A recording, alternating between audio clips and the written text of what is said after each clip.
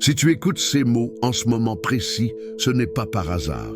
Dieu t'appelle, toi qui te sens mis à part, comme si une main invisible te guidait vers un destin plus grand que ceux que le monde peut voir. Avant la bénédiction promise, il teste toujours. Et aujourd'hui, ce message est pour toi, pour réveiller en toi la force de persévérer. Imagine un instant, tu te tiens au bord d'une falaise spirituelle. Le vent du doute souffle fort, mais au fond de ton cœur, une voix murmure que quelque chose de divin est en train de se préparer. Pourquoi ce message arrive-t-il maintenant dans ta vie? Parce que nous vivons des temps où les épreuves se multiplient, où les âmes appelées par Dieu sont secouées pour être affinées. Dieu n'agit pas toujours dans le bruit des foules ou les lumières éclatantes. Souvent, il œuvre dans le silence de tes nuits solitaires, dans l'invisible de tes luttes quotidiennes. Tu sais de quoi je parle? Ces moments où tu te sens incompris, où tes proches ne voient pas la transformation qui s'opère en toi. Mais c'est précisément là que Dieu forge les élus, ceux qu'il a choisis avant la fondation du monde. Ce thème, avant la bénédiction, Dieu teste toujours, n'est pas une simple idée. C'est une réalité vivante pour tout croyant qui marche sur le chemin étroit. Dans ta vie réelle, cela se manifeste quand tout semble stagner, quand les portes se ferment sans raison apparente, ou quand les épreuves s'enchaînent comme des vagues implacables. Pourtant, ces tests ne sont pas des punitions. Ils sont des invitations à grandir, à dépendre davantage de lui. Pense à ces fois où tu as prié pour une percée et au lieu de cela, le silence s'est installé. C'est Dieu qui prépare le terrain pour une bénédiction qui surpassera tout ce que tu imagines. Il connecte cela à ton quotidien, tes relations tendues, tes défis professionnels, tes doutes intérieurs. Tout cela fait partie d'un plan plus grand où il te forme pour être un vase d'honneur. Maintenant, plongeons plus profondément dans ce thème. Commençons par explorer comment Dieu a toujours opéré de cette manière à travers les âges. Regarde les histoires de ceux qui ont marché avant toi. Pense à cet homme qui a passé des années dans le désert, fuyant un passé royal pour devenir un berger humble. Moïse, élevé dans le palais de Pharaon, a dû affronter l'isolement et l'humiliation avant de devenir le libérateur d'un peuple. Imagine-le, seul avec ses moutons, se demandant si sa vie avait un sens. Les épreuves l'ont testé, la solitude a brisé son orgueil, le silence a affiné son écoute de la voix divine. Et quand le buisson ardent s'est allumé, il était prêt. Toi aussi, tu vis peut-être un désert spirituel où tes rêves semblent enfouis sous le sable du quotidien. Mais Dieu teste pour purifier, pour que la bénédiction qui vient ne soit pas gaspillée sur un cœur non préparé. Prends une autre histoire, celle d'un jeune berger devenu roi. David, oint par le prophète, n'a pas accédé au trône immédiatement. Non, il a fui dans les cavernes, poursuivi par un roi jaloux, entouré d'hommes en détresse. Ces épreuves étaient des tests, la trahison, la peur, les nuits sans sommeil. Il a composé des psaumes dans l'angoisse, criant à Dieu pourquoi il semblait si loin. Pourtant, ces moments l'ont transformé en un homme selon le cœur de Dieu. Tu ressens peut-être cela. Des amis qui s'éloignent, des accusations injustes, un sentiment d'être pourchassé par les circonstances. Mais répétons cette vérité. Avant la couronne, il y a la caverne. Dieu teste pour fortifier ta foi, pour que tu apprennes à le chercher non pour ses dons, mais pour lui-même. Et que dire de cette femme qui a attendu des décennies pour un enfant promis? Sarah a ri d'incrédulité quand l'ange a annoncé la bénédiction. Mais avant cela, des années de stérilité, de moquerie, d'humiliation. Les tests l'ont poussée à douter, à essayer ses propres solutions, comme avec Agar. Pourtant, Dieu l'a ramenée à la confiance absolue. Toi qui attends une promesse, un mariage, une guérison, une vocation, sache que les délais ne sont pas des refus.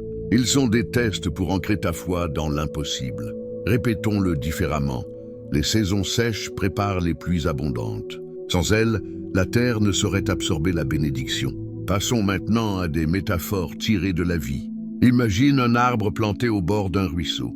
Pour grandir haut et fort, il doit d'abord enfoncer ses racines profondément dans le sol dur. Les vents violents, les sécheresses le testent, le secouent, mais c'est cela qui le rend inébranlable. Toi, élu de Dieu, tu es cet arbre. Tes luttes actuelles, peut-être une perte d'emploi, une maladie persistante, un cœur brisé, sont les vents qui approfondissent tes racines en Christ. Sans ces tests, tu resterais superficiel, vulnérable au premier orage.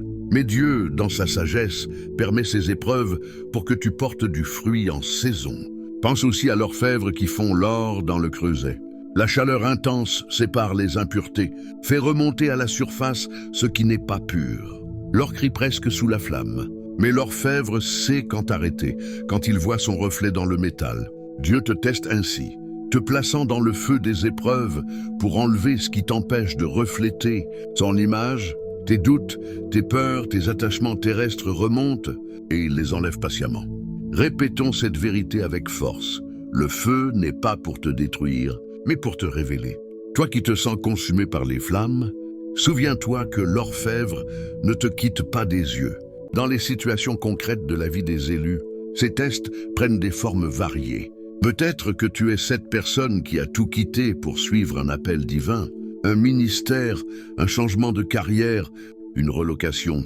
Au début, l'excitation était là, mais maintenant, les obstacles s'accumulent. Les finances manquent, les soutiens s'évaporent, et tu te demandes si tu as bien entendu la voix de Dieu. C'est un test classique. L'obéissance face à l'incertitude.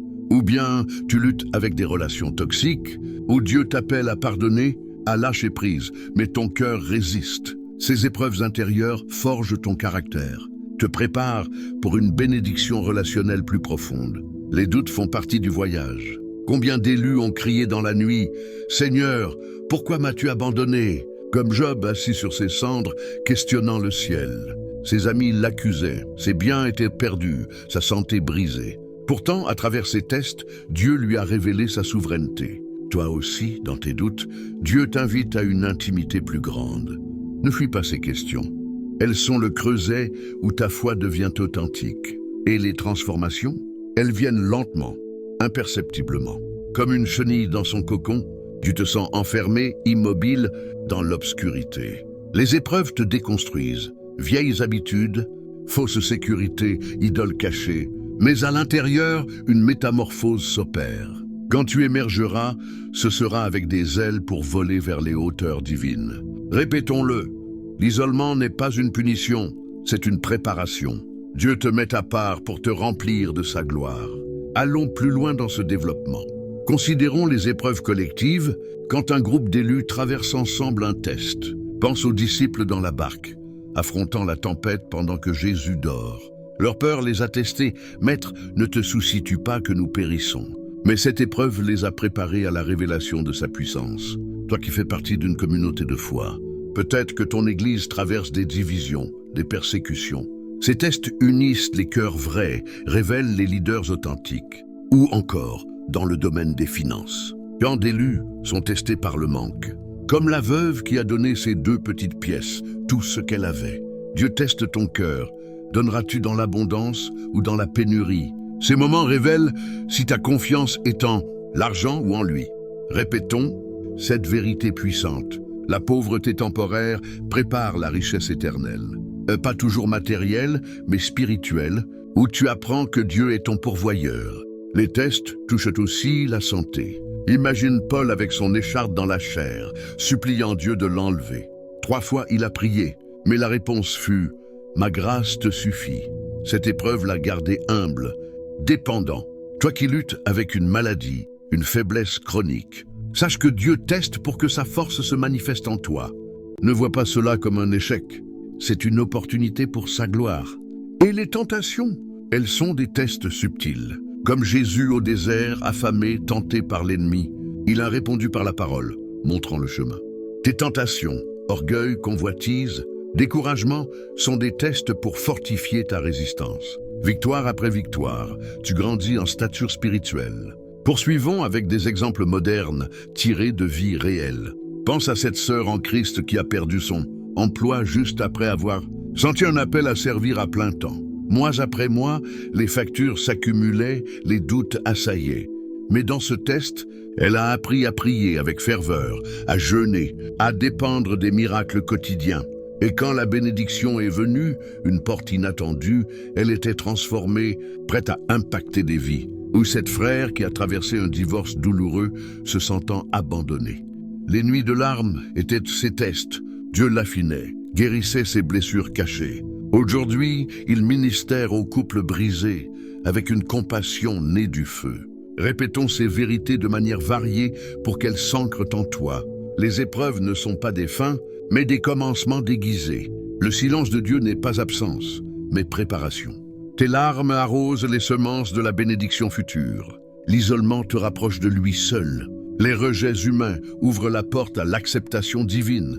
Chaque test est une étape vers ta destinée.